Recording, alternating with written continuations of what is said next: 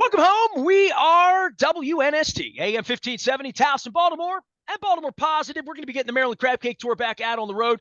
Now, I'm wearing my El Guapo shirt on the air here for the first time in a while. It actually fits nice. I must be losing some weight. At one point, it was kind of tight on me. I think it shrunk in the closet. Maybe my Planet Fitness card's paying off for me here at this point. Just a shout out for our friends at El Guapo. I got some chips 2 weeks ago. I talk a lot about Beaumont. I talk a lot about State Fair. I don't talk enough about El Guapo and the basement there and the sports thing they got going on. So we're going to do more of that in baseball season around here. We're going to have more tequila. Why not? Mas tequila, as Sammy Hagar once said. This guy and I don't know if we've ever had tequila. I think we have. I dragged him out to Julio's in San Francisco, so we have had tequila together. Maybe even in South Beach at one point or another. Luke Jones joins us now. It is almost baseball season, sort of. It always comes back to this. I got a bitch about the games not being on Massey, so David Rubenstein hears me, so that it feels like baseball season next March in a way that it hasn't, where you're sort of got the game on in the afternoon and you're distracted in sort of a good way, in some way. I think we're all sort of distracted by whatever the ownership thing's going to be. I've talked to a lot of folks here this week, whether it's John Eisenberg or Rick Vaughn or John Arand or just lots and lots of stuff about baseball, but we're a couple weeks out, dude. It happens quick, right? I mean, it feels like pitchers and catchers. Oh my God, it's St. Patrick's Day, and Nestor's wearing green Mexican stuff, and you and I are going to be in Florida next week, and boom, it's going to be opening day, man. It really, yeah, it comes up quickly on you. And I think for as much as there's that early excitement when pitchers and catchers report, full squad, you get to the first few spring games, the couple games that are on Masson, I think you do get to about this point, as you approach St. Patrick's Day, let's say, where, okay, it's getting close to being time, right? And the Orioles over the weekend officially announced Corbin Burnes as their opening day starter. Look, I didn't send out the WNST text alert because the news there would have been if Corbin Burnes wasn't the opening day starter. So we knew that was going to be the case, assuming he was healthy, even if the results have been a little shaky. And look, that's part of the big discussion in spring training. I mean, the Orioles have a great record. 14-2? I guess a tie mixed in there as well. But for me, it's more the individual, the young guys performing. Jackson Holliday hits a grand slam off of a legitimate left-handed starter for the Blue Jays and Yusei Kikuchi over the weekend. I mean, on a two-strike, 0-2 pitch, lefty.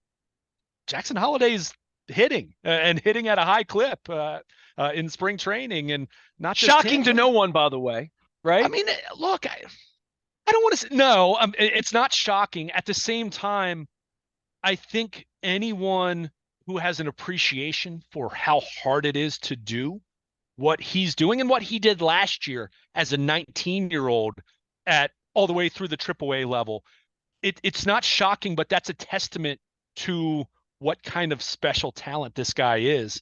And he's going out and doing it. Look, he might be the one that gets all the money, by the way. We're all over Henderson and Rutschman. We're trying to figure out who's getting the money. You're hoping a couple. John, yeah, you're here. Maybe all of them will get the money here with Rubens. At least a couple. He doesn't care. He's 70 years old, wants to win the World Series. Come on, Dave. Let's go, Yeah. But I think what you love to see, even though I think it's I'll say it year after year after year, it's a slippery slope to make too much out of spring training stats because, again, who are they facing? Are they facing major league pitchers? Are they facing legitimate prospects? Or are they facing organizational arms? Or are they facing some team's guy that's going to start the year in high A and you're facing him in the seventh inning when you hit your home run? So there's always that. But I think as it pertains to these young guys, you'd much rather, and this is the Captain Obvious statement, you'd much rather see them performing rather than struggling in the Grapefruit League. And to see Jackson Holliday doing what he's doing, to see what Colton Cowser has done, I think has 4 home runs and he's hitting at a high clip. Hey, how about someone like Kobe Mayo, who maybe you and I haven't talked about a lot, but he's one of their best prospects. And all Brandon Hyde has talked about is, okay, everyone has talked about Kobe Mayo's bat, but the big question for him, probably in a way, even though he's always been perceived to have more upside, but perceived in a way that we used to talk about Ryan Mountcastle as he was going through the minors, the big question was always, okay, where's he going to play?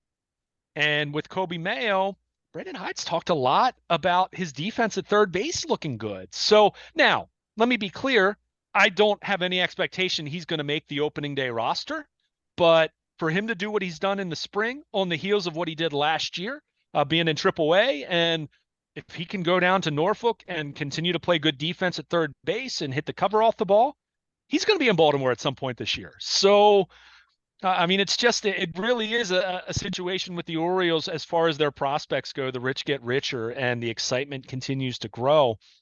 And yeah, I mean, there are question marks, and we're continuing to monitor Kyle Bradish and John Means, and I'm still not remotely in love with what the bullpen looks like at this point in time, even though it's not as though there aren't, they're devoid of arms, but just a lot of question marks there It's hard to relative love the team when you don't love the pitching, right? To yeah, some yeah. degree. I mean, Well, we can all be excited about this and that and prospecting.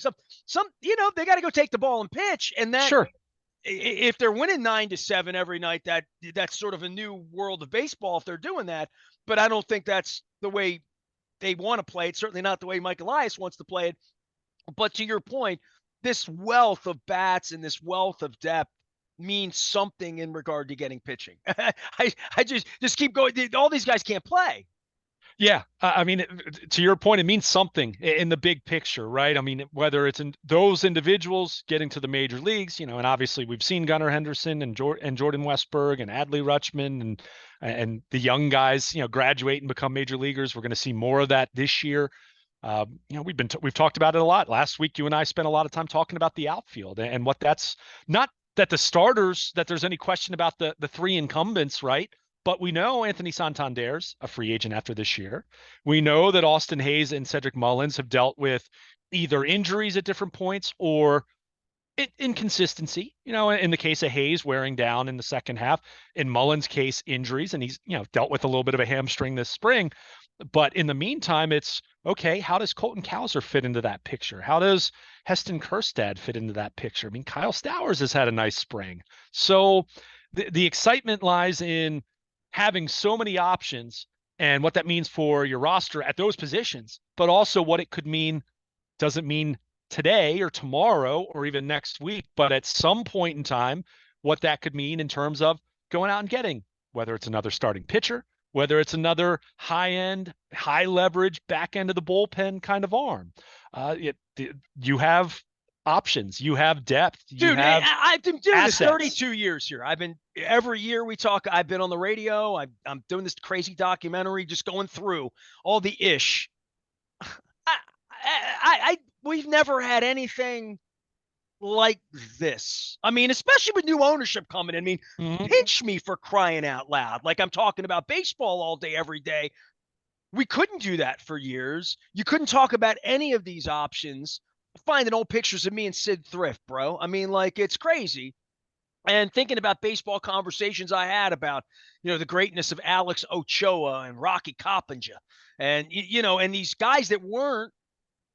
But at some point, I mean, Jackson Holiday, I sit here and watch all this and I scratch my head and say, what's the script here? What's the book that Luke's going to write in 2028 or 29? How's this going to turn out? And I would have no hope for any of it if John Angelos were still in control of this thing, in the future. But because it feels like the tectonic plates are shifting in a lot of different ways, there's almost like powder in the keg here that was never, ever anything we could ever talk about or even think about around here. And I'll be honest, you and I watch a lot of baseball. You watch a lot more in the modern era than I. I don't know that we've ever talked about organizations like this where you have maybe the Yankees when they had more money than everybody else and they could sort of do whatever they wanted to do years ago until it got flattened out with luxury tax and whatnot. But there haven't been the Astros in recent years, I guess. Maybe The you'd say Cubs. the A's and the Rays always had these farm systems and always had players and moving guys around, but nothing like this. Yeah, I mean, the Cubs a decade ago, that comes to mind. I mean, look, there have been good farm systems, but the Orioles haven't been in that conversation. And you really have to go back to the late 70s, early 80s. I mean, since then, really, the Orioles' glory days, they dried up long before Peter Angelos arrived, even in the sense that the farm system started to dry up in the early 80s. And all of those players, save for Cal Ripken and Eddie Murray, really, and look, a couple others in there. But the rest of the core of that team got old. And then in the mid 80s, as you know, they started dipping into free agency and Don Ossie and Lee Lacy and Fred Lynn and, guys like that. That's when it dried up. And their farm system in the 40 years since then, until the last 5 years with under Mike Elias, has never been in any kind of a position where, okay, there've been a couple moments in time where they might have had a farm system 1 year in isolation that ranked somewhat favorably, but never have they been in a position that they've been in the last few years where it's been a few years in a row now, 3-4 years in a row now, and still going strong, where they've had the consensus top farm system in baseball. Or maybe a dissenting opinion would say, oh, well, I don't have them at number one, but they're number two. And or they they're haven't number really three. dealt anything, and they got a number one starter out of it, at least from a rental standpoint. They haven't dealt any of the guys not even Mountcastle, not even Westbrook. I mean, guys we talked about early on were like, well, this could bring a number two starter, Sure. this could bring that. They still have all the powder in the keg. Now, lost Batista, about to lose Brad. I mean, but from an attrition standpoint, you start to lose some of that. But it feels like a never-ending bowl, and it feels like, to what we talk about, and this speaks to the Ravens a little bit too, right? And McDonald getting this big gig out in Seattle is when you have good teachers, when you have good trainers. Patrick Queens get better under different leadership, right? Players get better, pitchers and hitters get better in this system, and we can start with guys they take from Kansas City scrap heap and put them in, and they blossom like a prospect all over again. The pitchers the reclamation projects in Houston, all of that exists here. But you always, like, when we talk about trades, you're always like, this is a piece in the deal. They have a piece. We never had any pieces. I mean, who haven't talked about the word piece in 30 years other than Peace with Peter Angelos, and that's PEACE, different kind of piece. But like, they've never had pieces in deals ever, ever, ever, ever. Well, because they needed the guys that would have been pieces. And I think recently you and I even, I brought up the example of 2014, when, the year they got Andrew Miller, John Lester was someone that they were talking about. And the thought at the time was, okay, you're going to have to give up Dylan Bundy or Hunter Harvey. Well, the thought was the Orioles needed those guys to they were going to need those guys moving forward. Whereas you look at the system now, and look, they're not going to trade Jackson Holliday. We know that. And we saw that last year with the White Sox. I don't know if it's ever been confirmed, but the expectation was, they were asking for someone like him for Dylan Cease. And Mike Elias told them to kick rocks. I mean, it's like, we're not trading this guy for Dylan Cease. But the point is, you have such an abundance of talent now in your system. But this is where things get more exciting on the front of new ownership coming in. Look, and you've said it begrudgingly, but if John Angelos deserves credit for one thing, it is that they hired Mike Elias, and that they have kind of sort of at least gotten out of the way in terms of doing what he did to build a farm system. But now, as you get to this point in time, you've already had some success. You have a major league roster that won 101 games last year that's largely intact, albeit some injuries. And look, you're just going to have that. Every team has injuries. It's part of the overall makeup. Dude, they added a number one starter, so they did. At least but they potentially lost their number one from a year ago. So it's still not a wash, but the net increase is a little more modest there. But the point is, they have so many assets. They have so much organizational depth. They have this farm system that continues to get better. And look, I mean, Jackson Holliday, as we're talking about 2.5 weeks to go until opening day, I mean, he's got a 900 plus OPS in the Grapefruit League, and he's got a couple home runs, he's got a home run, he's got a couple triples, couple doubles. I mean, he's looked the part. In addition to what they've already done. And you made mention of their player development. And, I still see it. I even saw it over the weekend on Twitter, where I'll still see some people make mention of, okay, the Orioles have this farm system. They've been picking in the top 5 how many years? Noted. However, Gunnar Henderson just won Rookie of the Year this past year. He wasn't picked in the top 5.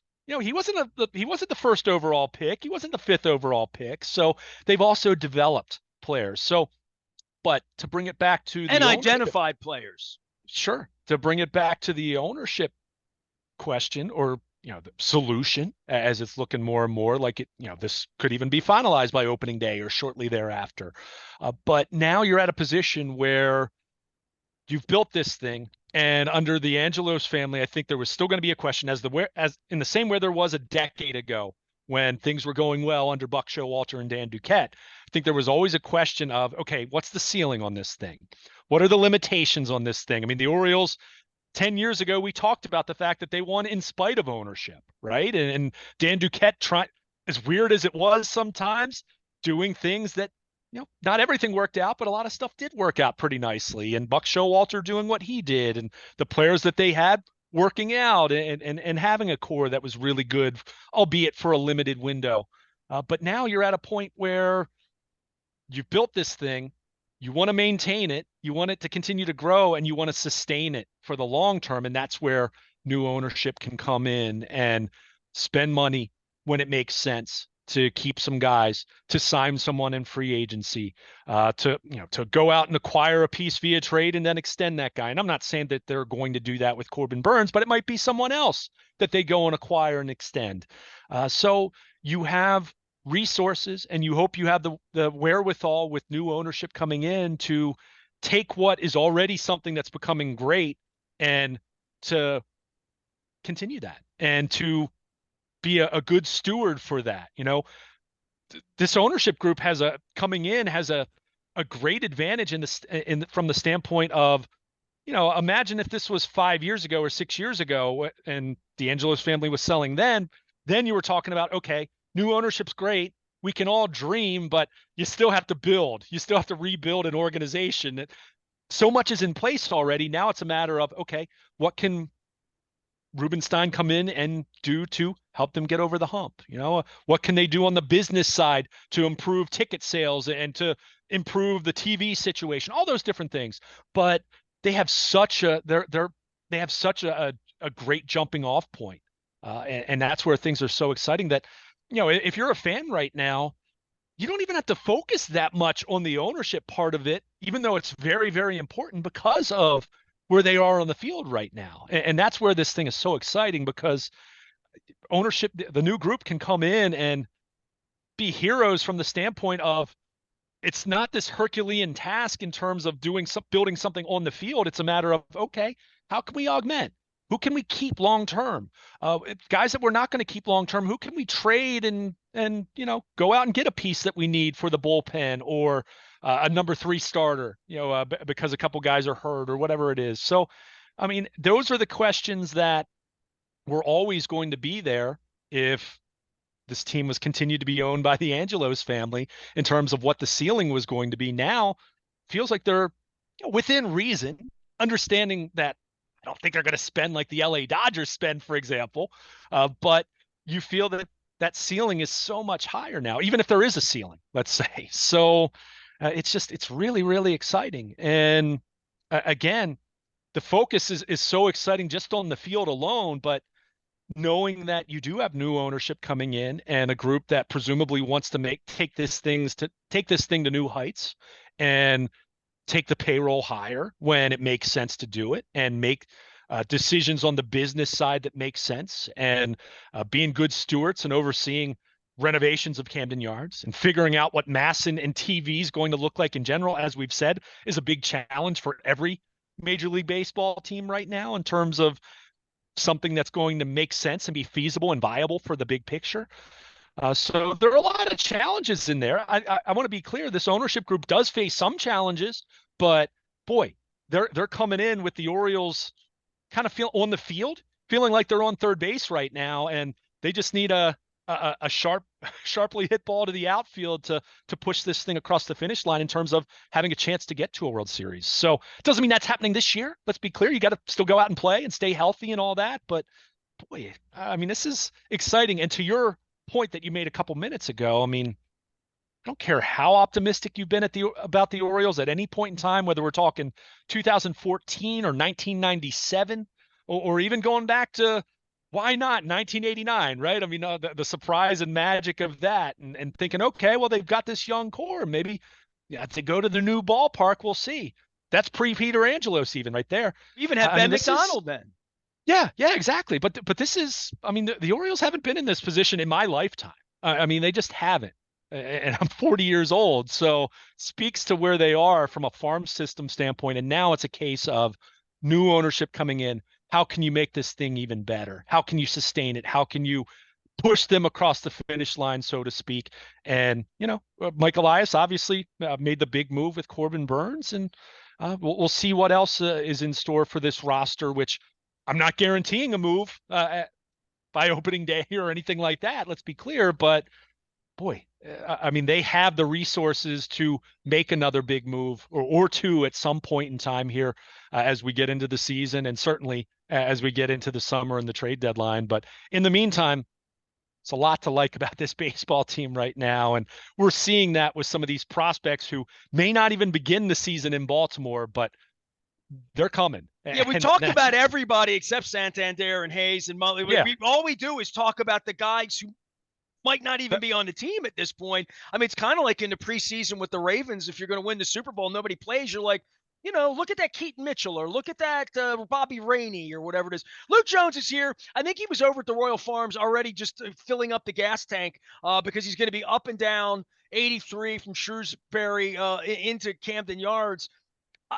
So I want to go kayfabe here, like a offshoot interview.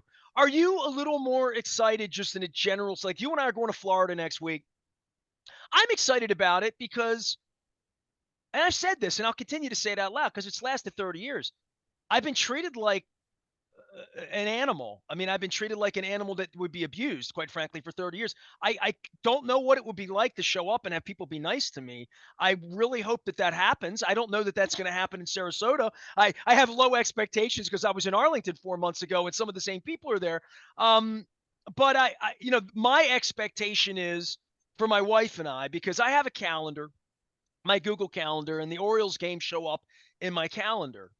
And I don't put them in orange. I put them in sort of like a light brown, like a tan, so they don't like explode on my calendar. So I can just see that they're playing and what hours they're playing. And dude, it's already started. Like I was, I'm making a plan in April with a friend, and I'm like, hey, my friend's in from out of town. Let's meet because the Orioles are playing a 1 o'clock game, and we're gonna do a game, and let's go to the Hollywood Casino and see a game. And like I'm getting into this. My wife and I are like, all right, what games are we going to? And I always say the ones where the weather's nice. That those are the games I go to. You go to them all.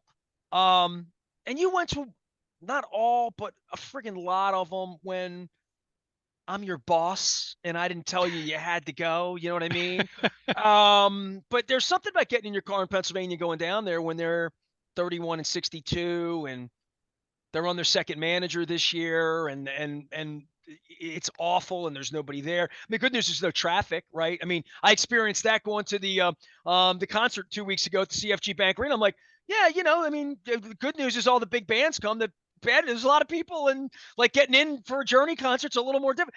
I would expect that some of the problems I had when I moved downtown in 2003, that we're going to start seeing some people come. I believe that, and I believe these new owners are going to let me in and be nice people. And like I just believe I want to believe that I'm Baltimore positive. I really like, other than John Angelos and Chad Steele, I've managed to really kind of get along with almost everybody in the community. I'm looking forward to this renaissance, putting on my orange jersey, going down there as a fan, walking around, having the air be a little fresher. I don't know what that feel. I just can't.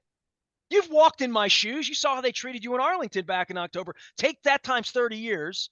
For me, it's going to be different, and I'm looking forward to it. For you, it's same old press box. You go down and do your thing, but I would think your pep and your step for your calendar, and maybe some Friday nights and Saturday nights where Nestor's not making Luke go, and you've got church and your Deacon Jones, you got family, and but you're going to go to a lot of baseball games this year. I'm thinking you're really more into it than the average bird, and we don't talk about it much.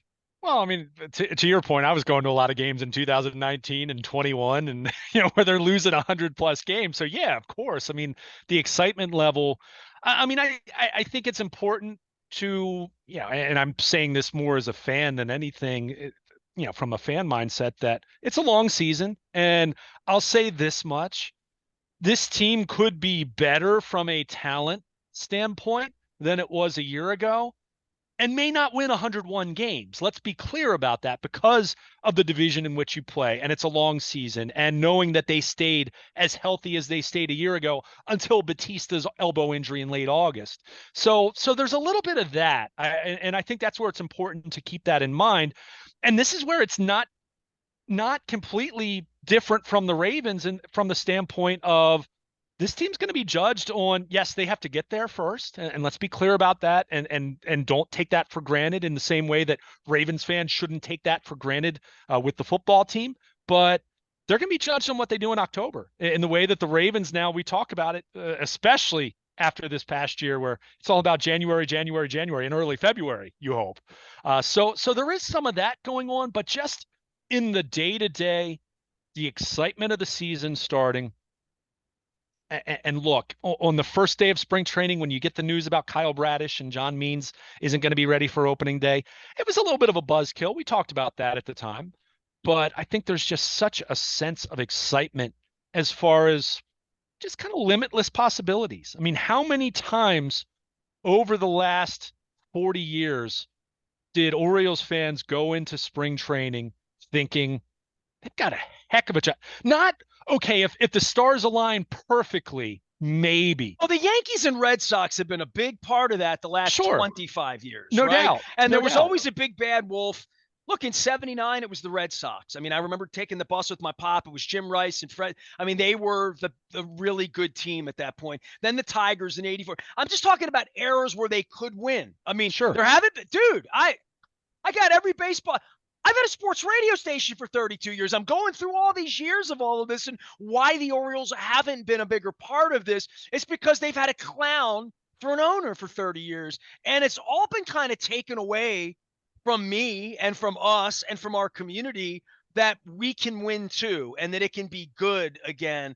But there've been so few years, to your point. I used to put the Orioles section together at the Baltimore Sun back in the 80s when Earl Weaver came back in, and the Orioles preview section was like a big thing in the paper. 86, 87, 88, and then 89 happens. And when 89 happens, you think 90, 91 are going to happen. And we're going into a new ballpark. And then it must have been like when Castro and Shea came out of the, it just stays 1951 forever.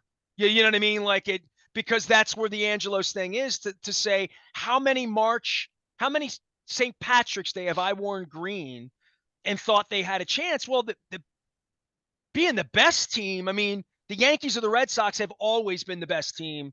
And when Tampa figured it out. They were a joke for a while. They haven't been since 20 years. They've been pretty good.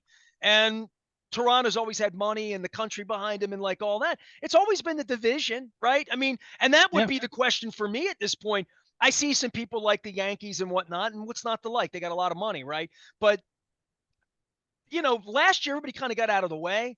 And that would be kind of the case right now where Russell Wilson's with the Steelers and the Browns don't have a quarterback that they really know about. And like Burrow's hurt. So we feel like we're 13-4 and it doesn't take much, man. That balance of the wrong team gets off to the 30-7 start because they're just Tampa and they're just really good for a while. And we expect Tampa to be pretty good too.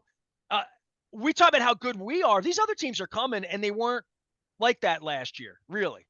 Tampa, I mean, right. I mean, it was the Orioles and Tampa, right? I mean, the Yankees were down. The Red Sox were down. Toronto made they were a playoff team, but they weren't at the same level as the Orioles and the Rays, right? And certainly the Orioles handled the Blue Jays in head-to-head last year. But yeah, I mean, and that kind of feeds into what we were talking about as far as the hopeless feeling that was here for most of the last 35 to 40 years.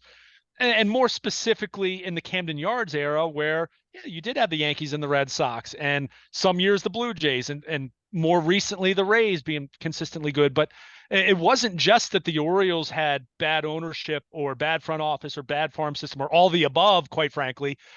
It was that coupled with the idea that they're playing in the AL East, which objectively is really tough, So you're operating with a gross national product of Haiti, and you're trying to compete with, Great Britain. I mean, it's crazy. Sure. I mean, Sure. just on a money level, as long as we've been talking about this, the original sin, the 94 strike, Bud Selig, just the Mhm. fact that it's like Maryland trying to compete with Ohio State and Michigan in football. It does it.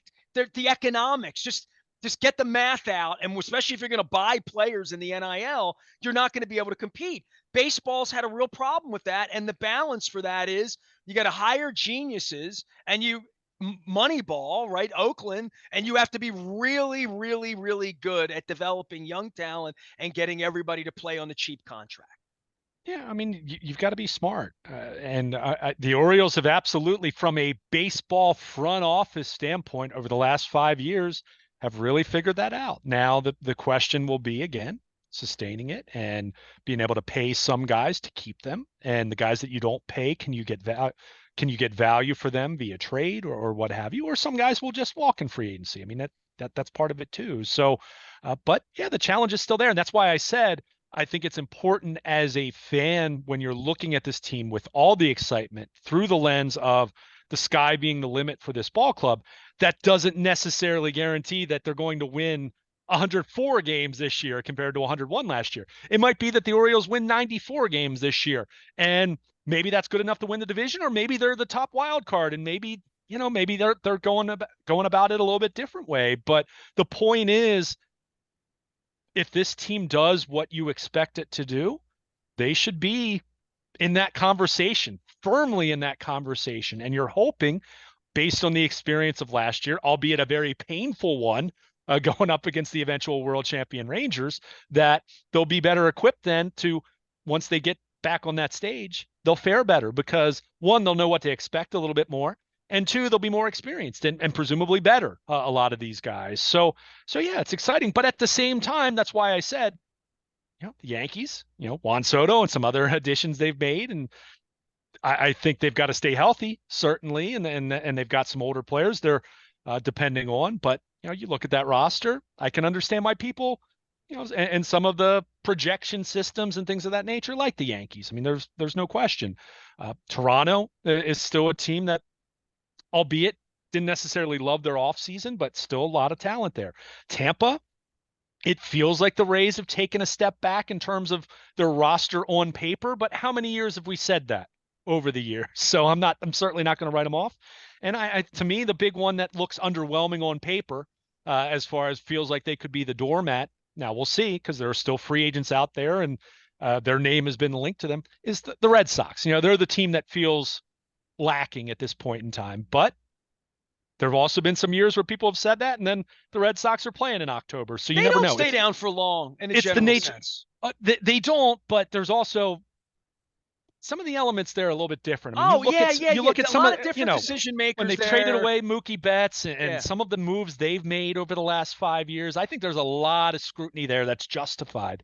But the point is, it's still the American League East. And as much as the Orioles look so much better perception wise and deserve all the credit, you still have to go out and play. So that's where these last couple weeks, they'll formulate their roster, and we'll see who goes north and who goes to Norfolk, and we'll see if there is a move to be made. We'll see where they are health wise with some of these guys. We'll see where ownership is come opening day, whether it's been approved or not. But boy, I mean, we continue to say it. I sound like a broken record, but I'll continue to say it. I mean, it's a good time to be an Orioles fan, and there are few times over the last 40 years where the excitement level even comes close to where it is right now.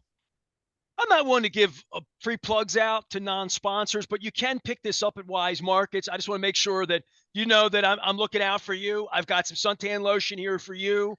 I see you got a ball cap, and Luke Jones and I are heading down to Florida for spring training. It is true, turning the caps backwards. Might even get us one of them convertibles to ride around in Southwest Florida. So we're gonna have a good time. That's next week. In the meantime, there's a documentary for our 25th anniversary that Greg Landry and Blue Rock Productions putting together in the next couple of weeks. We're really looking forward to getting that out. I've been going through a whole bunch of nostalgia and nostalgia and wistfulness and all sorts of stuff. So I'll be sharing a bunch of that stuff. The book on my pop is out each and every day. Peter Principles is out. I don't want to say I'm taking an exhale because we've done a whole lot of conversation around here, but it does feel like I'm taking a little bit of a time out and regrouping here a little bit as we get ready for opening day and sort of the daily grind of a pennant race with new ownership. Whoo! I feel young again. I am Nestor. We are WNST, AM 1570, Towson, Baltimore. A little pep in our step. We are BaltimorePositive.com. Stay with us.